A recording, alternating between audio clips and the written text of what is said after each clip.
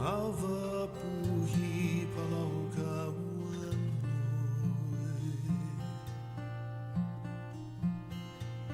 Ae ia no mea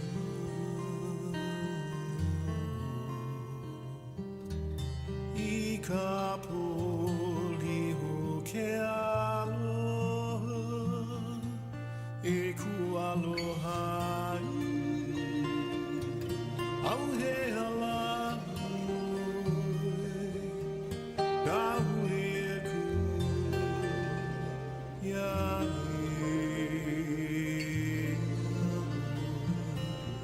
e ku aloha au he ala ka hui ku ya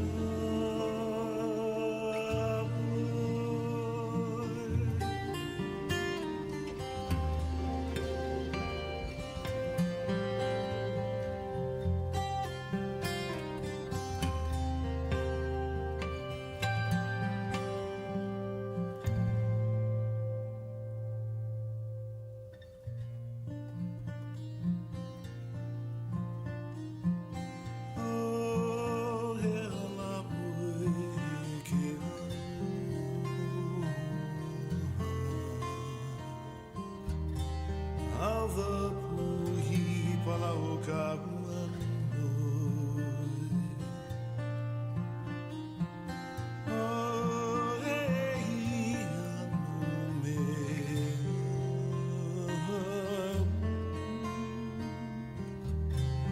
I ka poli o ke aloha E ku aloha Au he alamu Ka huli e ku Ia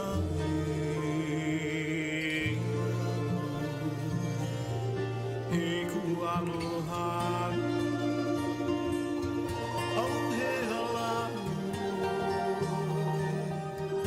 Ka huli e ku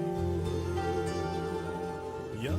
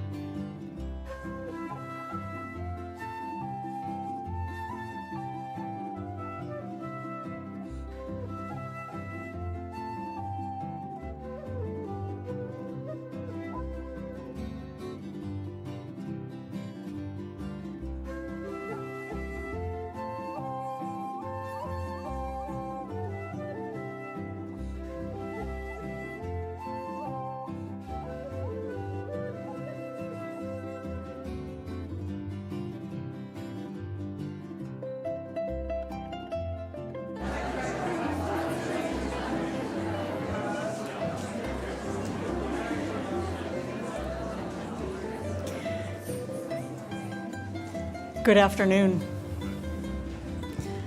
Welcome to this celebration of the life of Cynthia Mary Monge-Eaton, who many of you know as Cindy.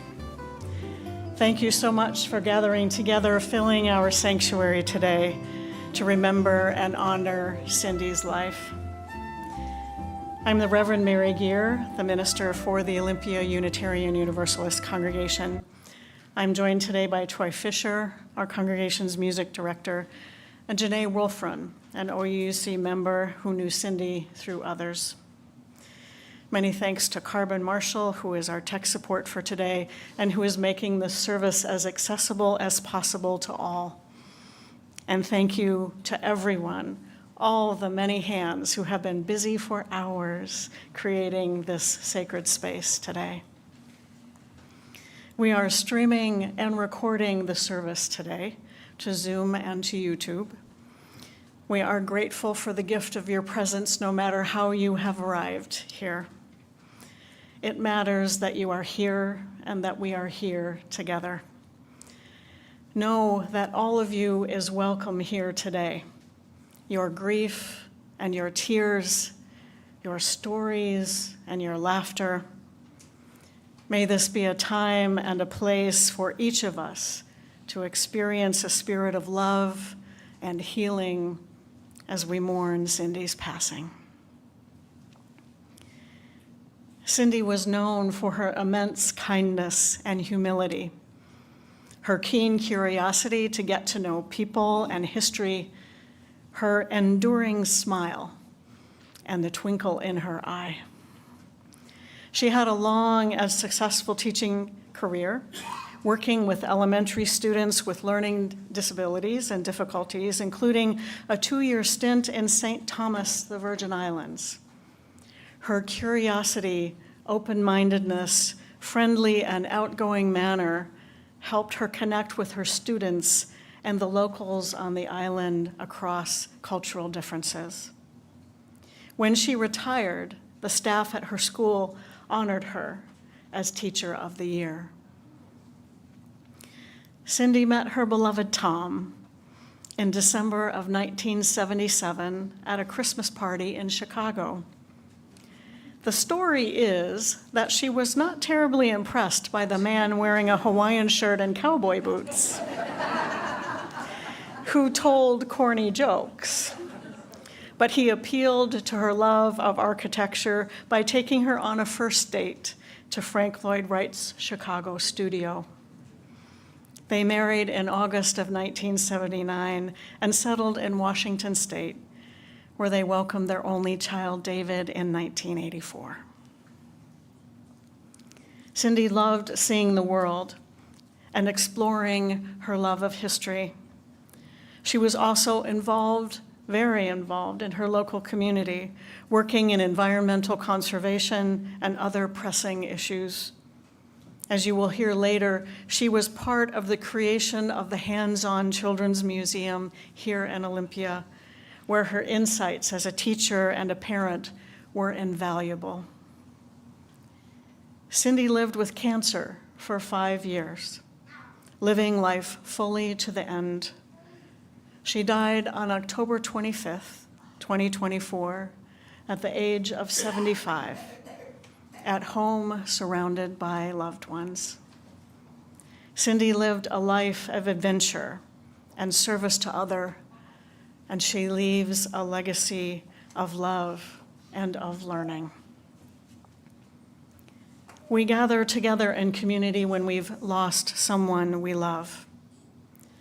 While grief can feel so lonely, we gather together to mourn and to help us remember that we are not alone. We gather to reconnect to the spirit of the one we mourn, to reconnect with each other, and to something that is greater than we are. We gather to help us remember that we are alive and that life continues even when we are gone.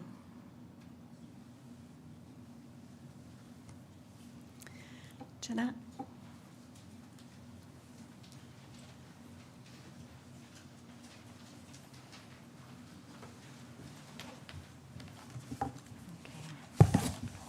While I'm up here, I'm helping take pictures, so if you'll bear with me. Smile.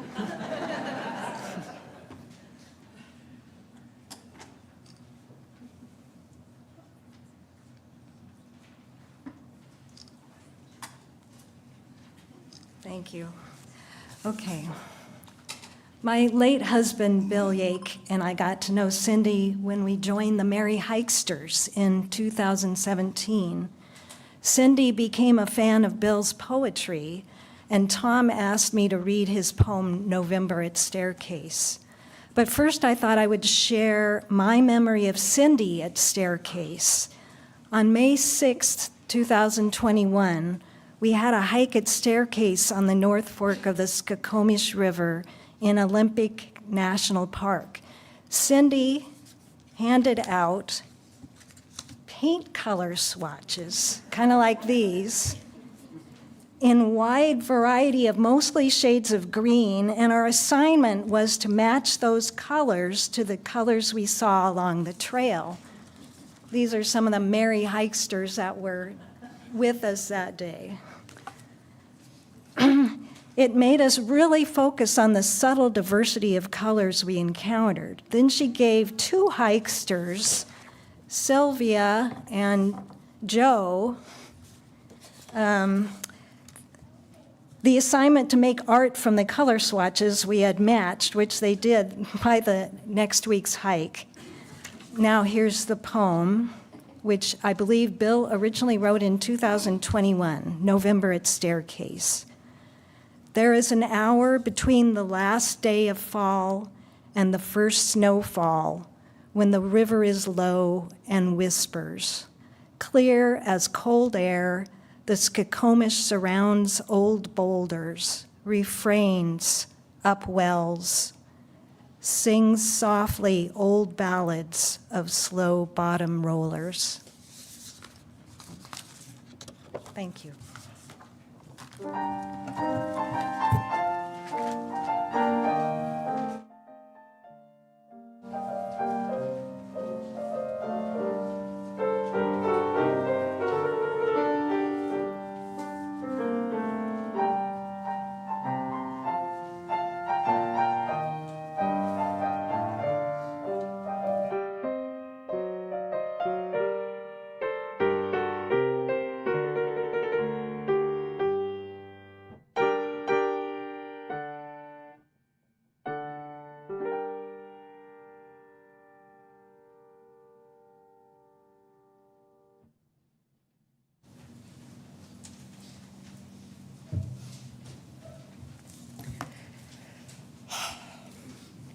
One of the many, many things that I learned from Cindy was the value and the beauty of a thank you note.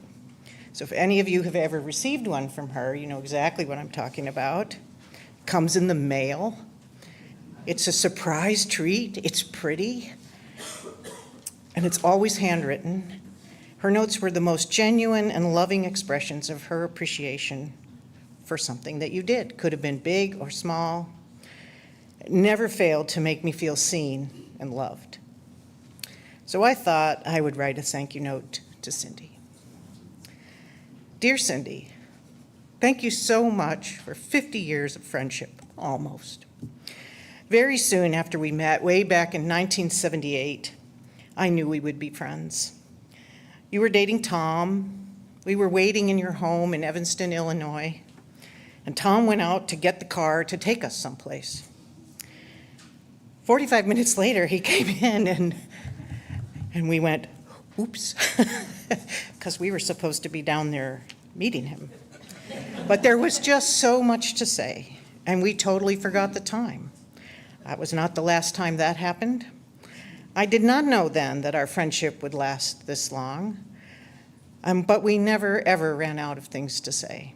And, you know, I'm immensely grateful that I got to spend so much time with Cindy.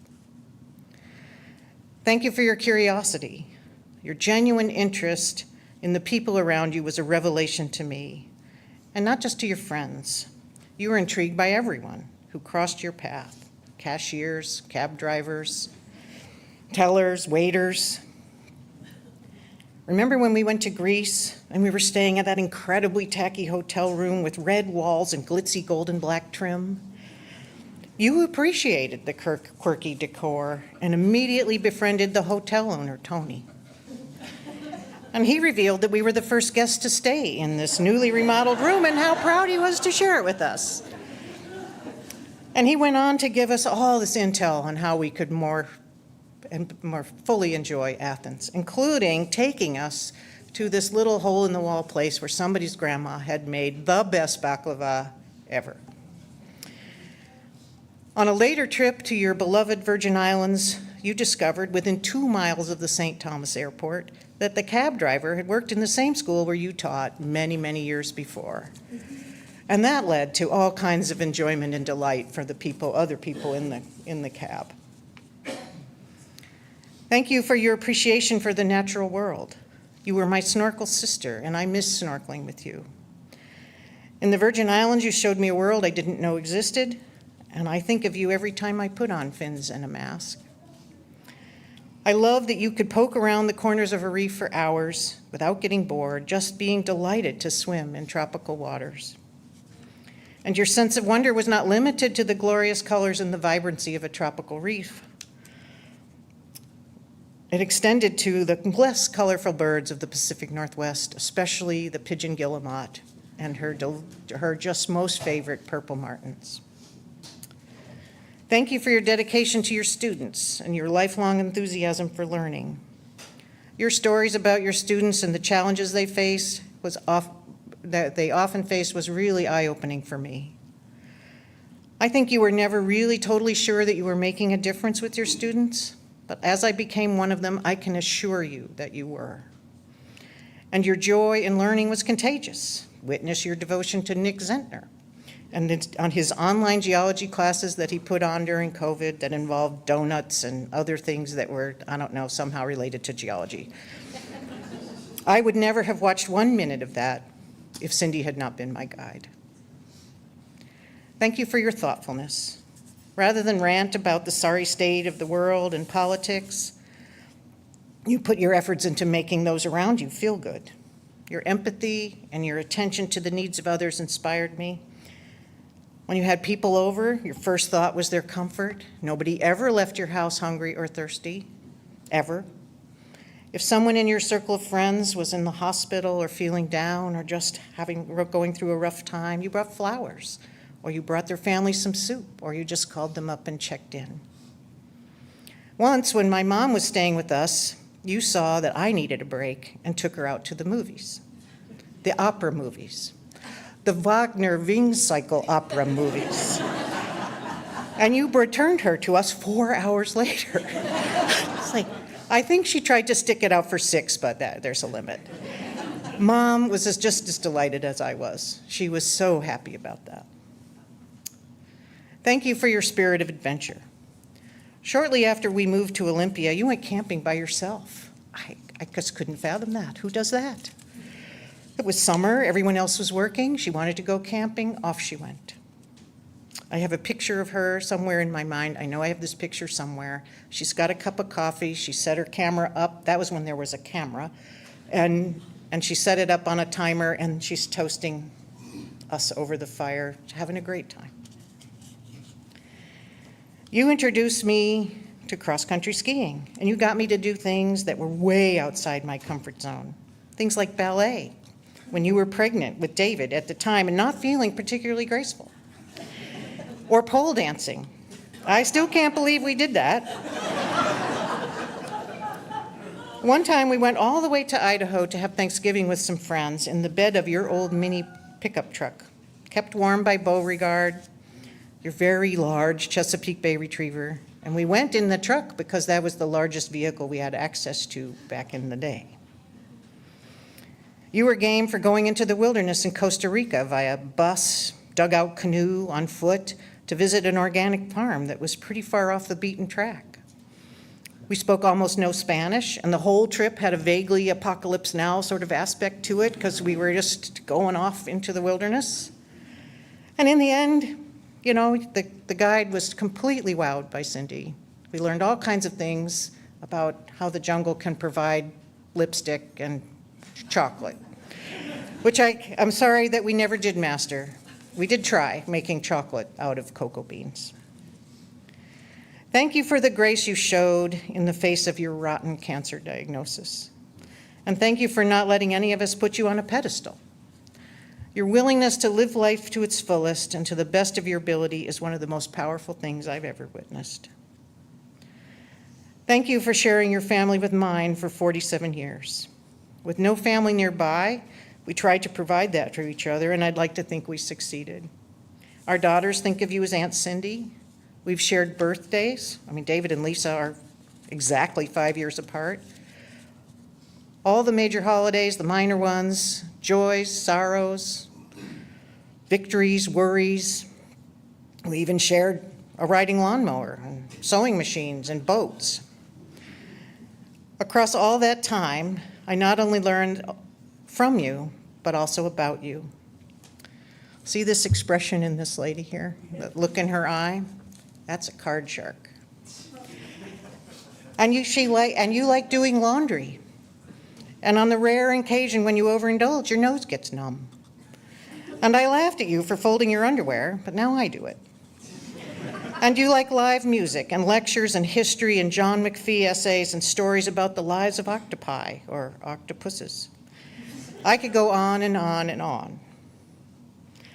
I miss you, Cindy, and I'm certain that wherever you are, you've made some amazing friends, and you will introduce me to them when I get there.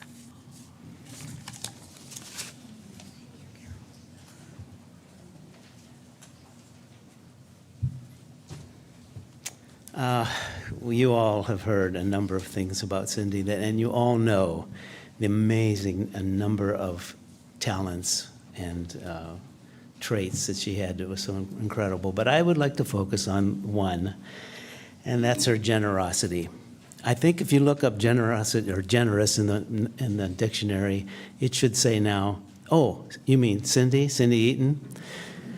I think the way to illustrate it is from a Seinfeld episode. There was this episode once where Jerry and Elaine went to Jerry's parents' place, and they were debating about some place where Elaine was going to sleep. So Elaine's mom saw that she was going into this other room. Said, "Oh no, don't sleep there. No, you come on, use our bed. Oh, where will you sleep?" And Elaine's mom says, "Oh, we don't sleep." And this is that what Cindy was like or not? She would give you anything. I have to say thank you, Cindy. And in fact, I would like for all of us, 1, 2, 3, let's say thank you, Cindy. 1, 2, 3. Thank you, Cindy, for everything.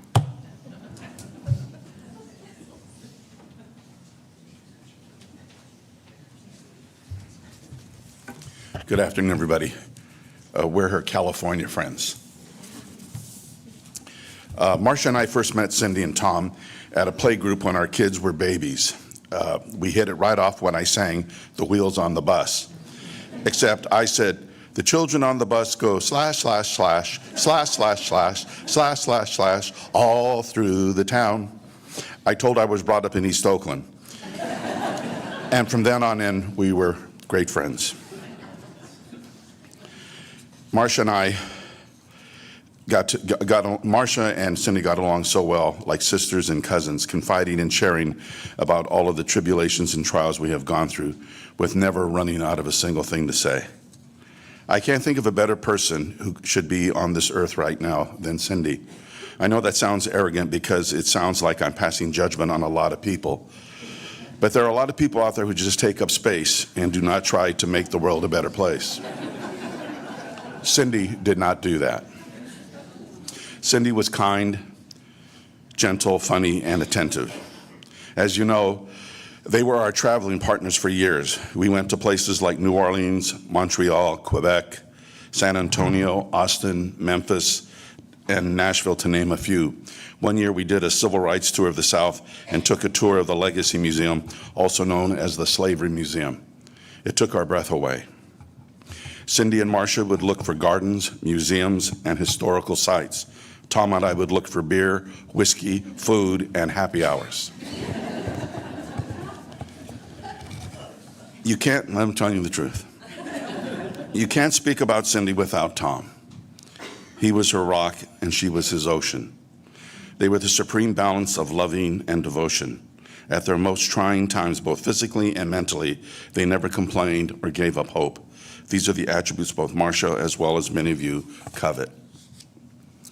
Last year we went to the Gorge for the first time, Marcia and I. It was hotter than Hades, nasty with no breeze, and unrelentingly scorching.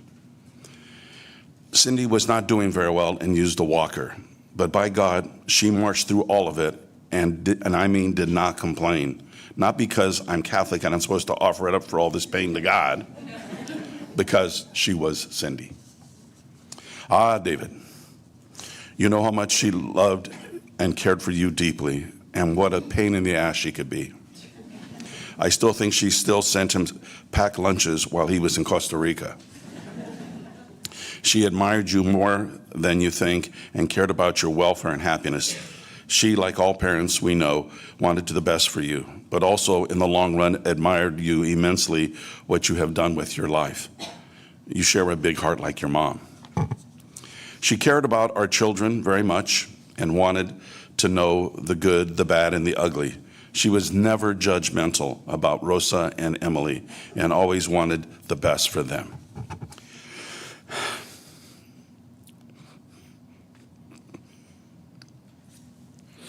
On one of our trips, we took a blues tour of the South and went to visit Clarksdale, Mississippi, one of the homes of the blues. We went into this little coffee shop, and near the fireplace was a young 15-year-old boy named Chris Stone Kingfish Ingram, who would later become a worldwide Grammy Award-winning musician. He was a very big boy, and Cindy took it upon herself to talk to his mother about the possible diabetes if he wasn't careful about his weight. I just couldn't believe she did this. It's just like, okay, just like walking, just like not on a mission, just I got something to tell you. And the mother was absolutely charming. So after dinner, Cindy would always order dessert. Marcia, Tom, and I always declined. And she always asked for 4 spoons, and we never turned her down. Now this is from Marcia. We're at an age now where we are starting to lose friends. It is inevitable, I suppose, but difficult nonetheless. We have lost a number of our dear friends over the last 7 years, and it has been hard. People we love dearly and still miss every day, but somehow losing Cindy has been the hardest of all. We have been friends more than 40 years, and she has always been solid, helpful, loving, and fun.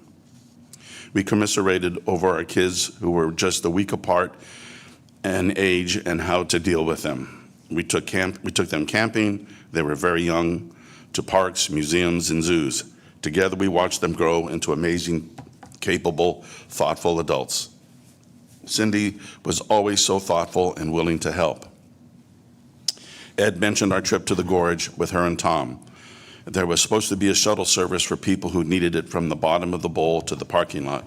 It was very poorly organized, and Cindy and I and a lot of other people waited for a long time for the promised ride. Cindy had her walker with her with the seat on it, thank goodness, but she kept offering it to me. I was fine. I didn't need it. But that was Cindy, always so concerned about everyone else. She was a shining light in the world. I miss you more than you know, dear friend. I know that you're up there now, fretting over David and Tom, and probably the rest of us too. Relax. You'll be okay. You deserve a rest.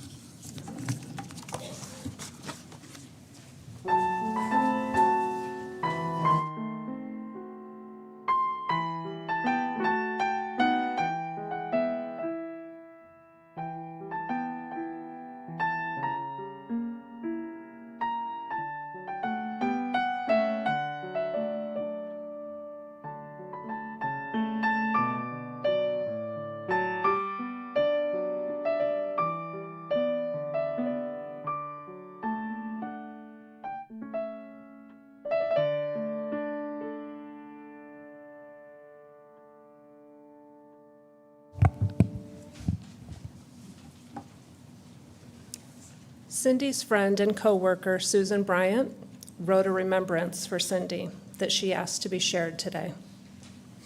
These are Susan's words. I have found myself talking to Cindy in my mind as I go through my days. She was such a generous person that I have many things around the house that help me remember her and make her a part of my days. I set my coffee on the special napkins she gave me and have my granola in her glass bowls.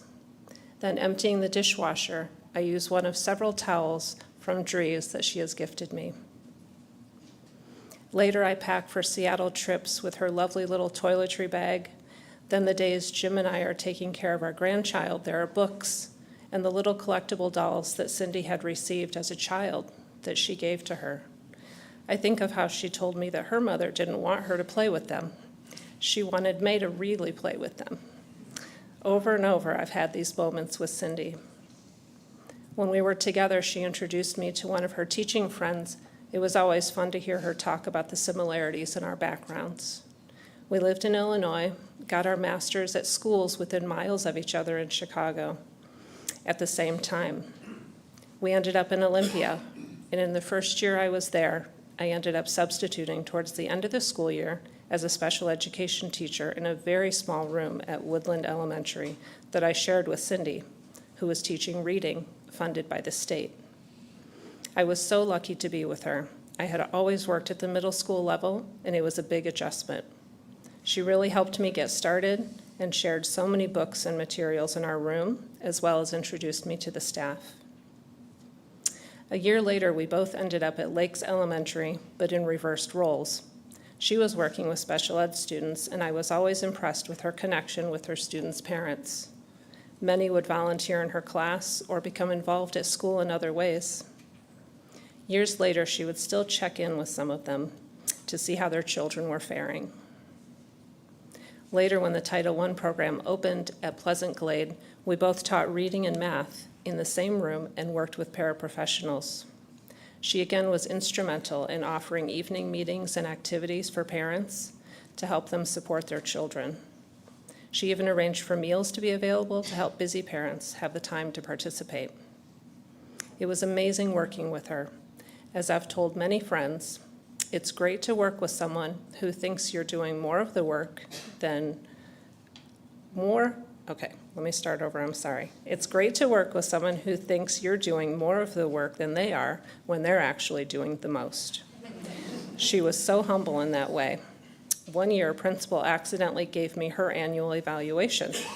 People often mixed our names up because we worked in the same room, but I always said it was an honor, and it was. Miss you so much, Cindy.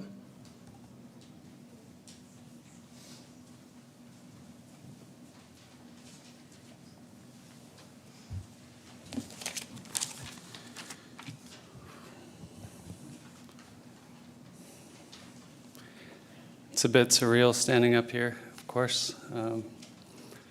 Today I didn't prepare a written speech, but don't worry, Mom, it's not because I procrastinated.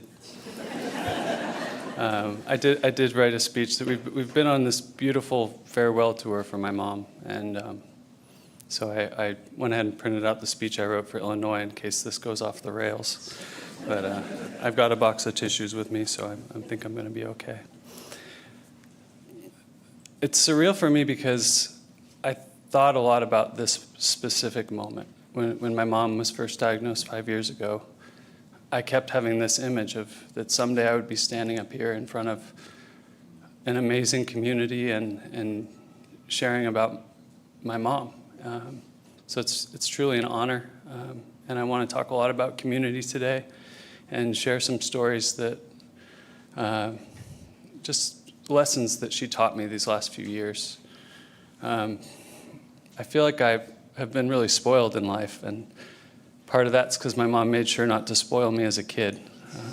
She bought me Emily Post books for Christmas as a young child and expected me to read them. Well, she really drilled into me the importance of being generous, being a gracious guest, and not overstaying your welcome. You know, one of my favorite compliments that I get in life is when people find out I'm an only child and they say, "I never would have guessed you're an only child." And that's a testament to my mom and what she taught me about community and how she made sure I had friends everywhere I went. We didn't have family here. Both my parents moved from the Midwest and came out here. And I learned that friends are family. And I've been lucky enough to have an amazing family and have a lot of brothers and sisters here today and so many aunts and uncles. And I feel so spoiled for that. My friends are here, of course, to support me, but the truth is, one of the other reasons I feel spoiled is my mom took time to connect with all my friends. And as much as they love me, they love my mom too, and they're here out of that love. I'm spoiled because I had 5 years to kind of get ready for this moment, to face my mom's death and to reconcile our relationship. You know, I'm sure you heard we did have a complicated relationship as a teenager and on into my 20s. And I just feel so lucky that I, you know, once this diagnosis came in and it was clear, like, you know, this is a battle that she's probably not going to win. All the little bullshit just dropped away, and we just got to see each other as people, and we got to love each other. And I got to care for my mom for 5 years the way she cared for me for my childhood. You know, my favorite memory of her is still crawling into bed as a little kid and pressing my feet up against her hands to watch myself grow. And it was really nice just to be on the other end of that and just get to love my mom and be affectionate, to crawl into bed with her again, bring her food and cuddle with her. I feel so lucky. You know, when she was first diagnosed, my dad and I really pressed her. We really were like, "What do you want to do? We can do anything in the world." You know, the sense of urgency to life was suddenly thrust in for him and I. And she never wanted to make a bucket list. She never wanted to do anything crazy. There weren't a bunch of things that she'd wished she'd done in her life. And that was really hard for us at first. We were like, just pick a place, let's go anywhere. You know, the trip to Italy and Spain was more for me, to be honest. Like, it was something I'd always wanted to do. It was on my bucket list to see Italy through my mom's eyes. And, you know, I realized that was a sign of a life well lived. You know, that she didn't want to do anything crazy. She just wanted to keep doing the things that she loved. She wanted to keep cleaning the house and having friends over and going kayaking and rowing and just enjoying this incredible community that she's built. You know, too, it was hard watching, especially at the end. You know, she didn't want to. In my mind, it felt like denial for a long time. Like, she didn't want to face that she was dying. But I realized there too, you know, the second big lesson I learned this last year was just how, you know, we're all mortal, we're all dying, and the beauty of just focusing on living life, and how much do we want to focus on death, and how much do we want to focus on celebrating this amazing life that we have. And so I think about that almost every day. Just, you know, I find myself dwelling on death and having friends starting to pass away, and just wanting to remember the way my mom lived her life. And that's probably the biggest reason I feel spoiled, is I have parents who have modeled, you know, what it's like to grow older and to stay active and to stay happy and to have friends and how to just keep living life. And I think we were all given a gift by getting to witness my mom go through this process and see how she faced it with such courage and such zest for life and never complained. And that does feel like a big gift to me.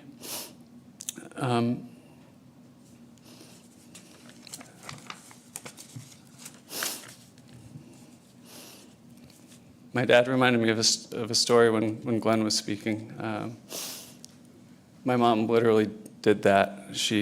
We were on vacation. We went to White Pass to go skiing, and I brought Maria, who some of you might know. She was my partner at the time, and my mom was concerned of where she would sleep, and she gave us a bed, and then my dad realized, well, where are we going to sleep? And they slept in Don and Carol's closet. So it's true.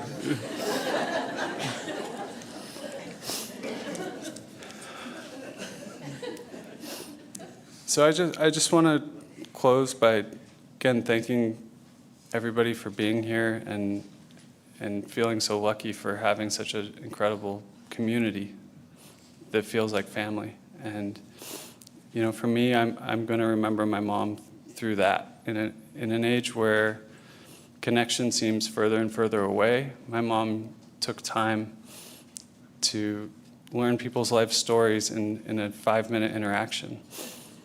I practiced yesterday. I got an X-ray on my toe, and about halfway through, I thought, oh shit, I need to ask this person who they are.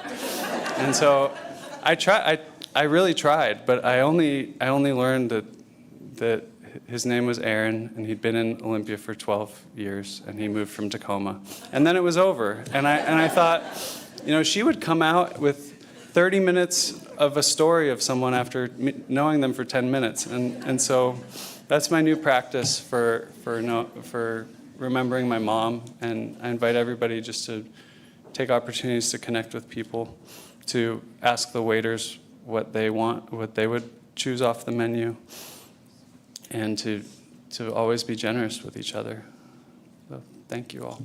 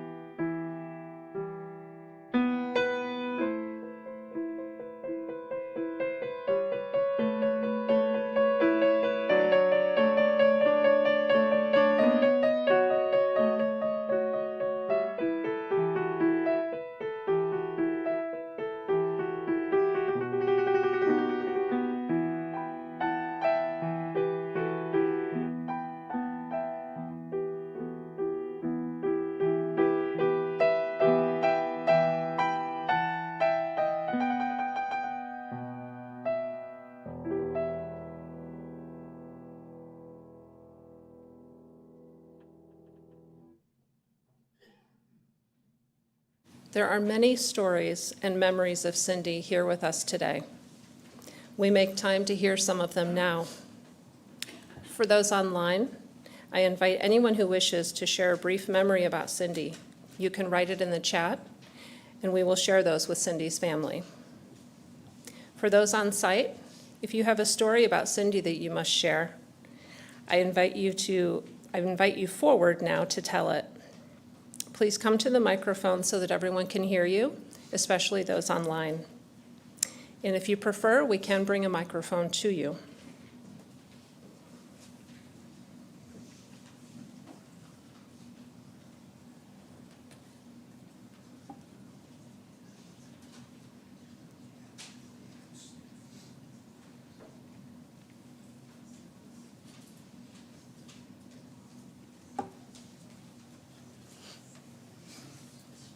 Someone has to be the first. Thank you.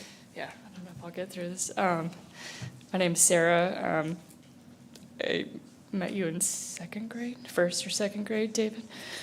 And it was an instant, well, apparently we're brother and sister immediately. And I don't have any like specific story. It was, I mean, from the time I can remember, I was spending the night at David's house. David was spending the night at my house. And when I was thinking about, saying I have to go to a memorial or celebration of life, it's for my mom.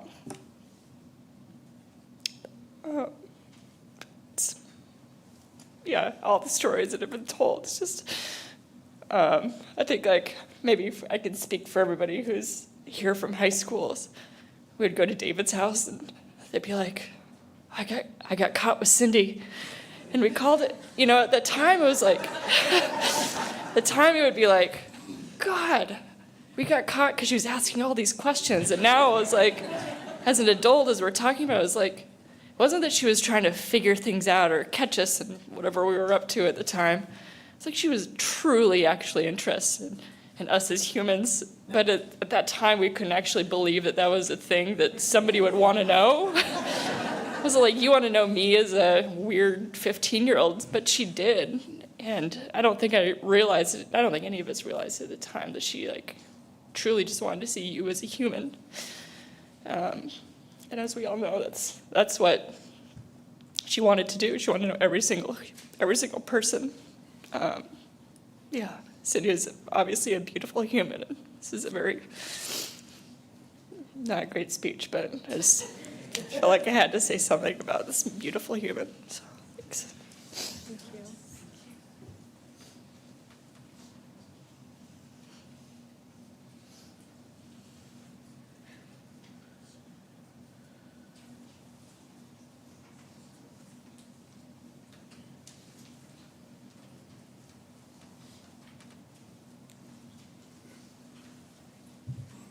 It's so great to see so many people here. I'm Nina, and I'm part of a book club that Cindy was in with Carol and Lori and another Carol and Lynn. And we still do. We still read books together, and we meet every month. And I remember Cindy's role in that, and that was to make sure the food was organized and that we knew where the recycling bin was, and that she would ask us questions like, well, why do you think that? And how did you come to that conclusion? And so we will miss her terribly. And our hearts are with you, Tom and David and everybody and her extended family that's all right here. So thank you.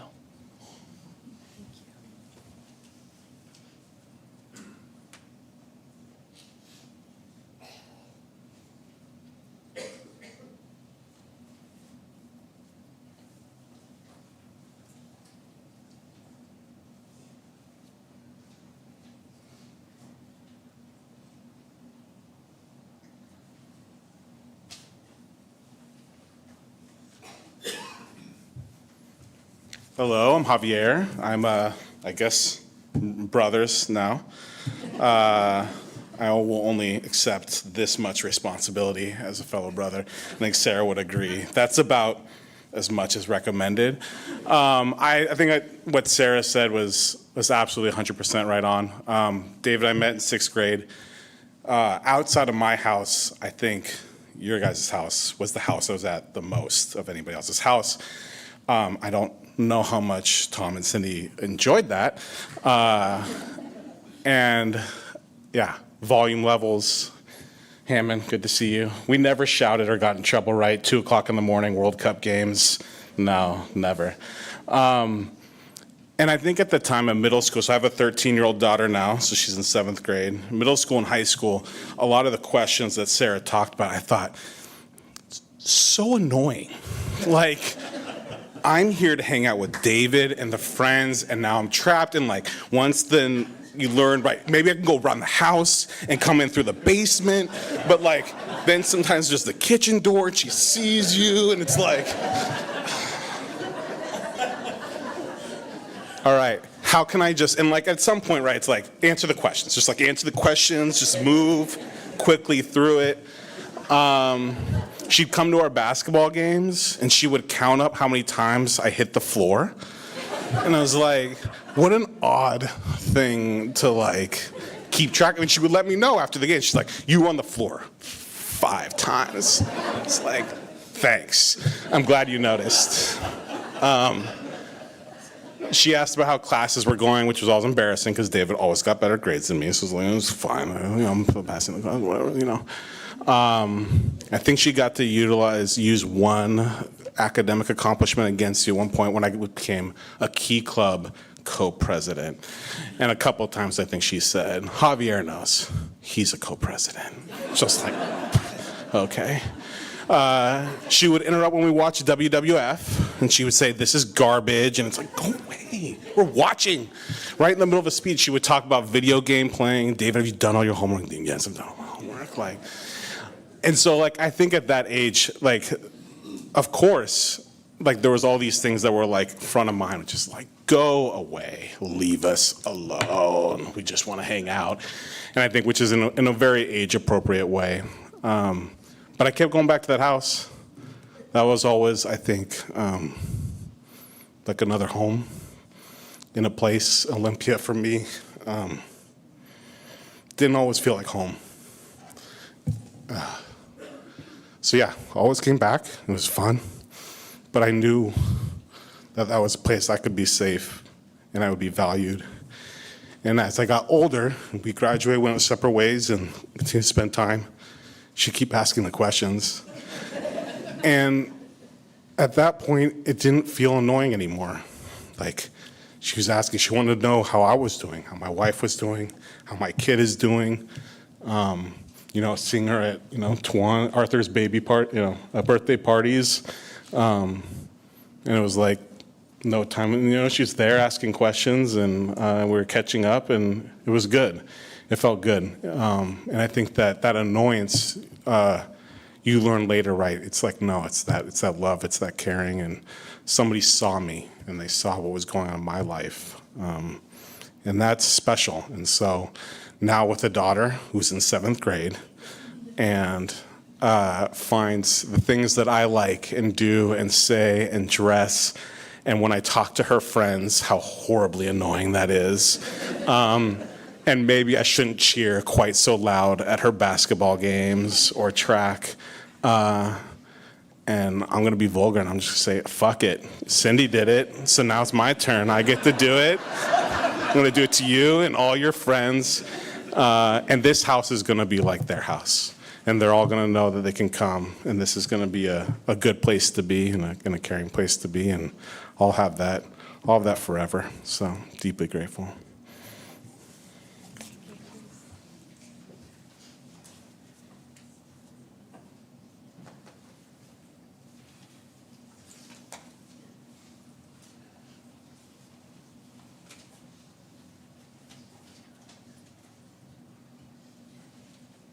Is there anyone else who would like to share today?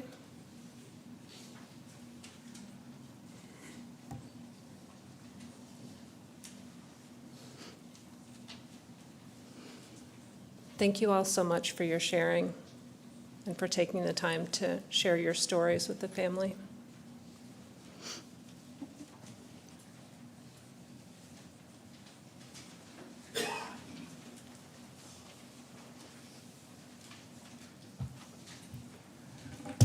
Good afternoon. I'm so happy to see so many of our wonderful neighbors and friends. It's hard to follow David, especially. I'm Patty Belmonte, and I was Cindy's friend, I still am, and neighbor, and I'm also the leader at the Children's Museum. Today, you have heard the many ways Cindy spread love and good works throughout her impactful life.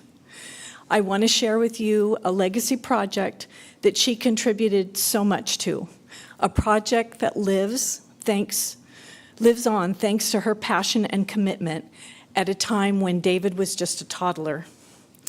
The founding of the Hands-On Children's Museum. In the late 1980s, Olympia was our personal Mayberry.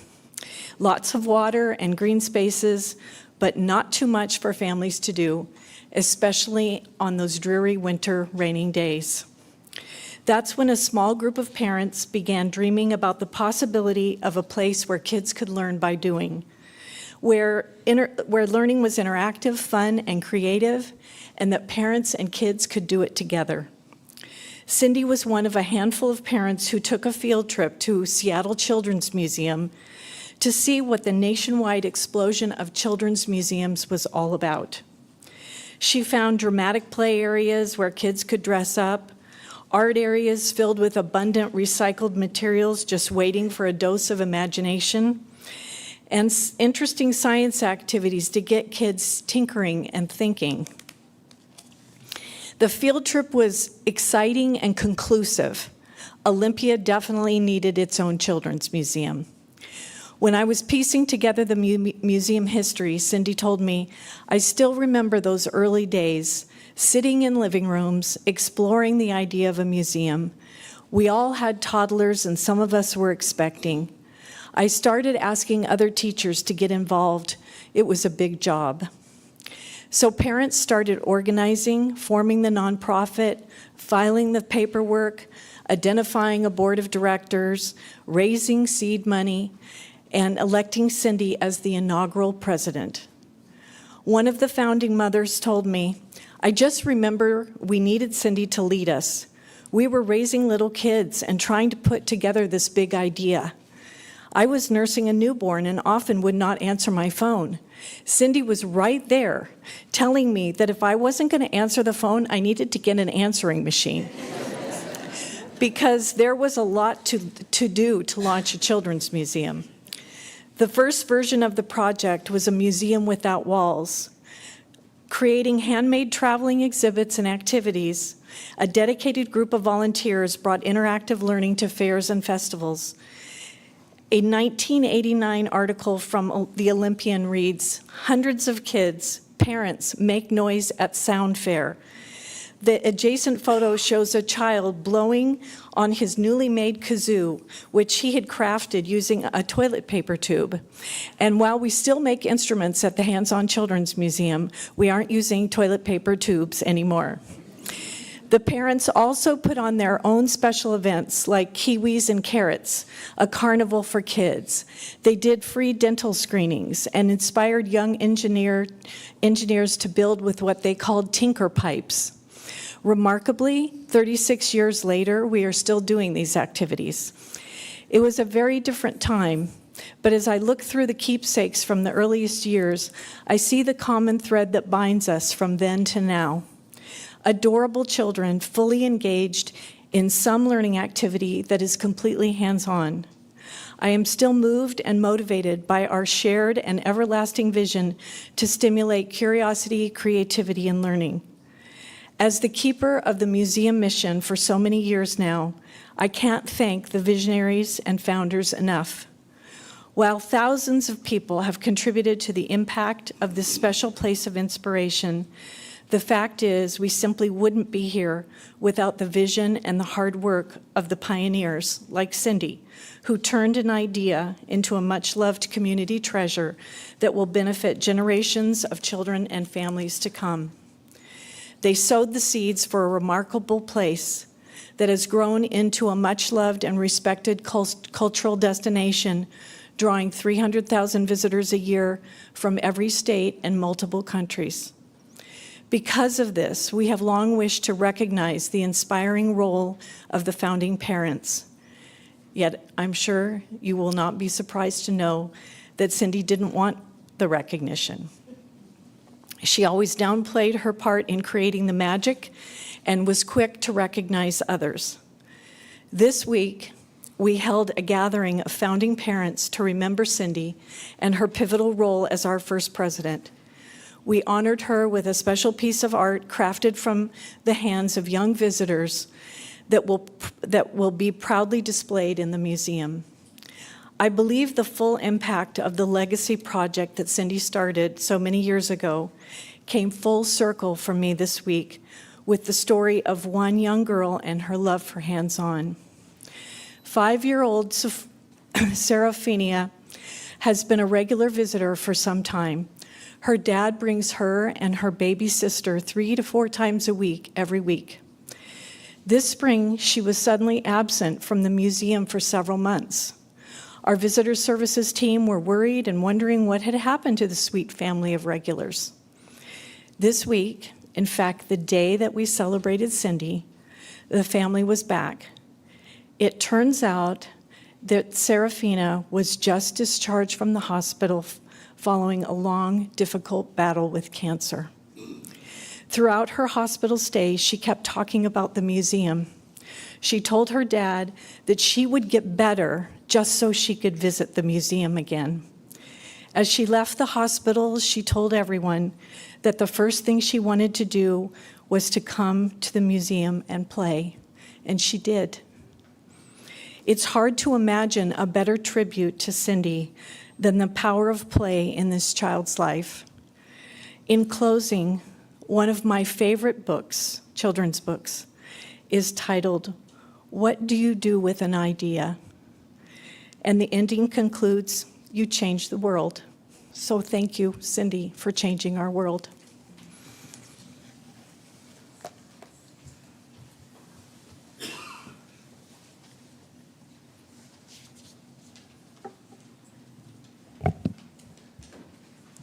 Cindy's family and friends have lovingly curated the following images and moments of her life.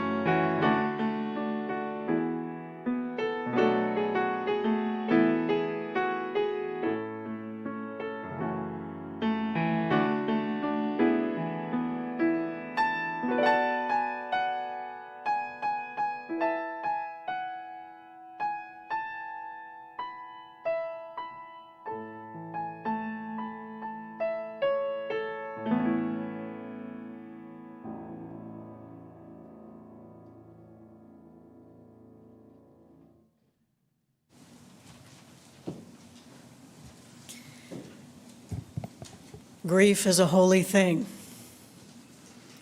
It is the proof that another life touched ours in a profound way. It is the mark of love, the mark of connection, and the mark of a life well lived. As we mourn and miss Cindy, a bit of music or a favorite food or an image will remind us of her, and our memories will come back. Those moments, too, are holy.